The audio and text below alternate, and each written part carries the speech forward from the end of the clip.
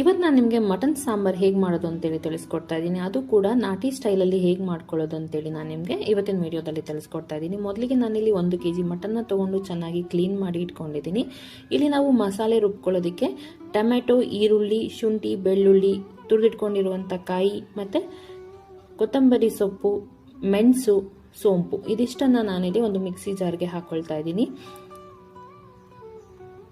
ಇದನ್ನು ನಾನು 1 kg ಕ್ವಾಂಟಿಟಿಗೆ ನಾನು ನಿಮಗೆ ತೋರಿಸ್ತಿರೋದು.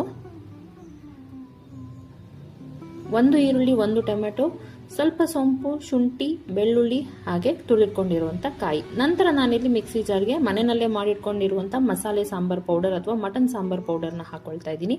ಹಾಗೆ 1 ಏಲಕ್ಕಿ. ಇದಿಷ್ಟನ್ನು ಹಾಕಿ ನಾವು ನುಣ್ಣಗೆ ರುಬ್ಕೊಳ್ಬೇಕಾಗತ್ತೆ. ಇದನ್ನು ಆದಷ್ಟು ಫೈನ್ ಪೇಸ್ಟ್ ಆಗಿ ನಾವು ರುಬ್ಕೊಳ್ಬೇಕಾಗತ್ತೆ. ನಂತರ ಒಂದು ಕುಕ್ಕರ್ಗೆ ನಾನಿಲ್ಲಿ ಸ್ವಲ್ಪ ಎಣ್ಣೆನ ಹಾಕೊಳ್ತಾ ಇದ್ದೀನಿ. ನಾನಿಲ್ಲಿ ಸ್ವಲ್ಪ ತುಪ್ಪ ಕೂಡ ಹಾಕೊಳ್ತಾ ಇದ್ದೀನಿ. ಇದು ನಿಮಗೆ ಆಪ್ಷನಲ್ ತುಪ್ಪ, ಬಟ್ ತುಪ್ಪ ಹಾಕೋದ್ರಿಂದ ತುಂಬ ರುಚಿಯಾಗಿ ಬರುತ್ತೆ. ಇಲ್ಲಾಂದರೆ ನೀವು ಬೆಣ್ಣೆ ಕೂಡ ಹಾಕ್ಕೊಳ್ಬೋದು, ಇಲ್ಲ ಬರೀ ಆಯಿಲೇ ಕೂಡ ಹಾಕೊಂಡು ನೀವು ಮಾಡ್ಕೊಳ್ಬೋದು.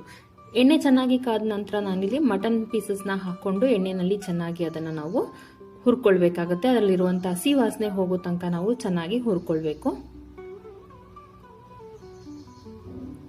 ಸೊ ಮಟನ್ ಹುರ್ಕೊಳ್ಬೇಕಾದ್ರೆ ನಾವು ರುಚಿಗೆ ತಕ್ಕಷ್ಟು ಉಪ್ಪು ಮತ್ತು ಅರಿಶಿಣದ ಪುಡಿನ ಹಾಕೊಂಡು ನಾವು ಅದರಲ್ಲಿರುವಂಥ ಹಸಿ ವಾಸನೆ ಹೋಗೋ ತನಕ ಮಟನ್ನ ನಾವು ಚೆನ್ನಾಗಿ ಹುರ್ಕೊಳ್ಬೇಕು. ಮಟನ್ ಕಲರ್ ಚೇಂಜ್ ಆಗೋ ತನಕ ನಾವು ಇದನ್ನು ಚೆನ್ನಾಗಿ ಬಾಡಿಸ್ಕೊಳ್ಬೇಕಾಗತ್ತೆ. ಸೊ ಇದರಲ್ಲಿರುವಂಥ ಹಸಿ ವಾಸನೆ ಎಲ್ಲ ಹೋದ ನಂತರ ನಾನಿಲ್ಲಿ ಗರಂ ಮಸಾಲ, ಧನಿಯಾ ಪುಡಿ ಮತ್ತು ಕೆಂಪು ಮೆಣಸಿನ್ಕಾಯಿ ಪುಡಿನ ಹಾಕ್ಕೊಳ್ತಾ ಇದ್ದೀನಿ.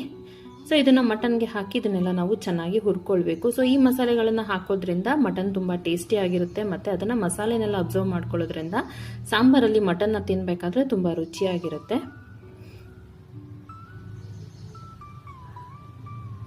ಸೊ ಇವಾಗ ಇದು ಚೆನ್ನಾಗಿ ಬೆಂದಿದೆ. ಇವಾಗ ನಾನು ಇದಕ್ಕೆ ರುಬ್ಬಿಟ್ಕೊಂಡಿರುವಂಥ ಮಸಾಲೆ ಪೇಸ್ಟನ್ನು ಹಾಕ್ಕೊಳ್ತಾ ಇದ್ದೀನಿ. ಏನು ನಾವು ಆಲ್ರೆಡಿ ರುಬ್ಬಿಟ್ಕೊಂಡಿದ್ದೀವಲ್ಲ ಆ ಮಸಾಲೆ ಪೇಸ್ಟನ್ನು ಹಾಕ್ಕೊಂಡು ನಾವು ಇದರಲ್ಲಿರುವಂಥ ಹಸಿ ವಾಸನೆ ಹೋಗೋ ತನಕ ಮಟನ್ ಜೊತೆ ಮಿಕ್ಸ್ ಮಾಡಿಕೊಂಡು ಅದನ್ನು ಕೂಡ ನಾವು ಚೆನ್ನಾಗಿ ಫ್ರೈ ಮಾಡ್ಕೊಳ್ಬೇಕು.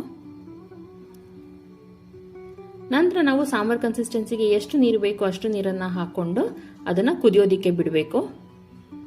ಸೊ ಅದು ಚೆನ್ನಾಗಿ ಕುದಿಯೋದಿಕ್ಕೆ ಶುರು ಆಗಬೇಕು. ಎಣ್ಣೆ ಬಿಟ್ಕೊಂಡು ಬರೋ ತನಕ ಅದನ್ನು ನಾವು ಕುದಿಸ್ಬೇಕಾಗತ್ತೆ. ಸೊ ಅದನ್ನ ಈ ರೀತಿ ಕುದಿಯೋದಕ್ಕೆ ಶುರುವಾದಾಗ ನಾವು ಅದಕ್ಕೆ ನಾನಿಲ್ಲಿ ಸ್ವಲ್ಪ ಕಸೂರಿ ಮೇಥಿನ ಹಾಕೊಳ್ತಾ ಇದ್ದೀನಿ. ಈ ರೀತಿ ಚೆನ್ನಾಗಿ ಕುದಿಬೇಕಾದ್ರೆ ನಾವು ಅದಕ್ಕೆ ಸ್ವಲ್ಪ ಕಸೂರಿ ಮೇಥಿನ ಹಾಕೊಳ್ಬೇಕು. ಸೊ ಅದನ್ನ ಹಾಕೊಂಡು ನಂತರ ನಾನು ಲಿಡ್ ಅನ್ನ ಕ್ಲೋಸ್ ಮಾಡಿ ಇದನ್ನ 3 ವಿಷಲ್ ಬರೆಸ್ಕೊಳ್ತಾ ಇದ್ದೀನಿ. ನೀವು ಮಟನ್ ಕ್ವಾಲಿಟಿ ನೋಡಿಕೊಂಡು ಎಷ್ಟು ವಿಷಲ್ ಬೇಕೋ ಅಷ್ಟು ವಿಷಲ್ನ ನೀವು ಇಲ್ಲಿ ಬರೆಸ್ಕೊಳ್ಳಿ. ಇವಾಗ ಮಟನ್ ಚೆನ್ನಾಗಿ ಬೆಂದಿದೆ, ಸಾಂಬಾರ್ ಕೂಡ ರೆಡಿ ಆಗಿದೆ.